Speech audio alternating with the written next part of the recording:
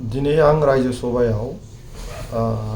धालिगावआव थानाय जितु बङाइगाव रिफाइनारि बिनि नाम सोलायनायनि सायाव 0 आवाराव आङो बे इस्युखौ दिखांदों आरो आं दाबि खालामदों जे बङाइगाव रिफाइनारिखौ बे मुंखौ सोलायनानै धालिगाव रिफाइनारि मुं दोननांगौ होननानै मानोना जाय समावहाय बे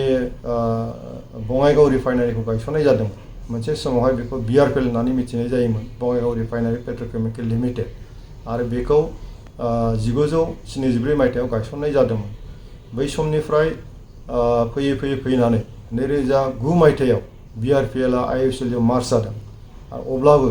बिनि उननिफ्रायबो बे आइअसिएल बङाइगाव पेट्रकेमिकेल लिमिटेडखौ बेखौ बङाइगाव नामैनो दोननानै बङाइगाव रिफाइनारि होननानै बुंबाय थानाय जादों दा दिनैनि तारिखाव बे धालिगाव ओनसोला बे रिफाइनारि ओनसोला गासैबो चिरां जिल्लायाव फैबाय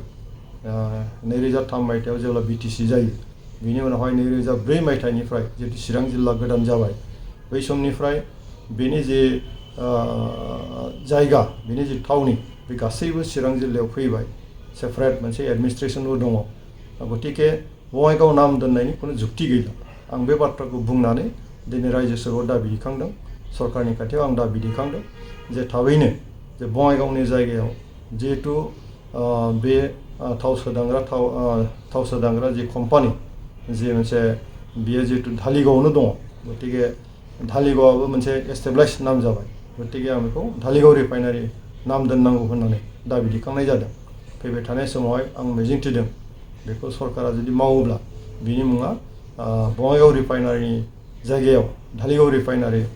जानांगोन आं बे बाथ्राखौ लानानै गोख्रोङै रायजो सभायाव दिनै दिखांनाय जादों।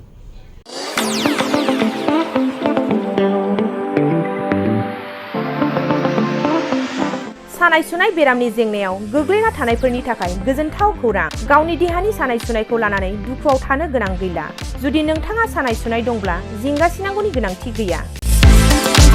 नंगौ चिरां जिल्लानि बेंटल गेट चापागुरियाव थानाय एसआइ निउर'थेरापि सेन्टाराव नोंथाङा गोरलैयैनो देहानि सानाय सुनायखौ फाहामथाय लानो हागोन बे सेन्टाराव सिं सानाय आफादावरि सानाय मोदोम जरा सानाय आइजोफोरनि जेंना खर' सानाय बायदि बायदि रोखोमनि बेरामखौ फाहामथाय होनाय जायो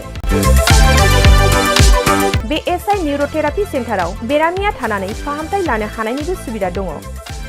नोंथाङा एसआइ निउर'थेरापि सेन्टाराव फाहामथाय लानो गोसो दंब्ला नैबे जानबुं नम्बर 7620160459 नङाब्ला 9476977956 आव थोंजों सुलाद लानो हागोन।